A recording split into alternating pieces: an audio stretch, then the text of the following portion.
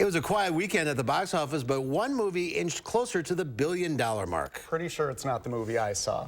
But let's find out which one it is in Loper's report. Here's Wil Loper.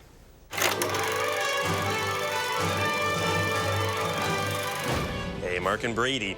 As Mario wins the box office once again this past weekend and moves ever closer to the billion-dollar mark, a new movie opened in theaters, marking the halfway point to Halloween. Evil Dead Rise opened at number 2, making $23 million, which should just about make back its budget for the gallons of fake blood it used. Director Sam Raimi first introduced us to the world of Evil Dead with 1981's The Evil Dead, and in 1987, its remake sequel, Evil Dead 2. Groovy. The film features Bruce Campbell as our intrepid hero, Ash Williams, constantly getting harassed by demonic entities known as Deadites. The series was defined by its mix of humor and horror, brought to new heights with the third film, Army of Darkness, in 1992, in which Ash travels to medieval times. This is my boomstick.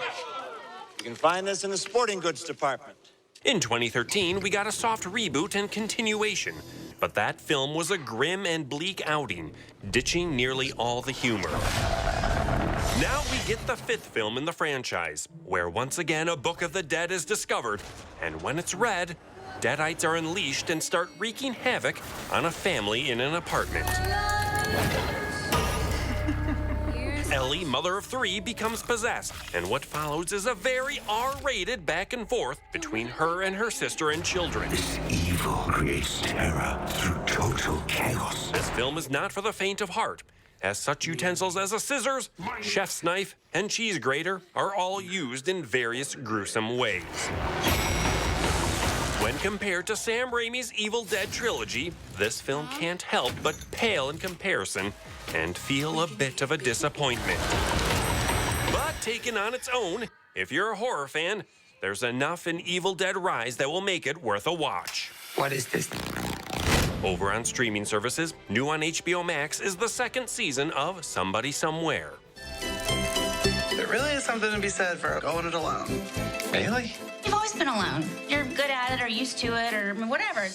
Bridget Everett returns as Sam in the series that explores relationships in a small town in Kansas. What is that? It's your birthday cake. Looks like a cow patty. And streaming on Disney Plus Friday is their latest live-action remake, Peter Pan and Wendy. It's me. Just like old times. All your times are old, Captain. For Live at 4, I'm Wil Loper. That is one big... Evil Dead Rise? All we heard was cheese grater. I know, we both shuddered during that. And what movie did you see? Oh, I saw Mafia Mama with Toni Collette. It had its moments. It wasn't the best movie. It's not going to make $1 billion. But I like it. There you go. Wait for it for a home release. Yeah. Yes. All right.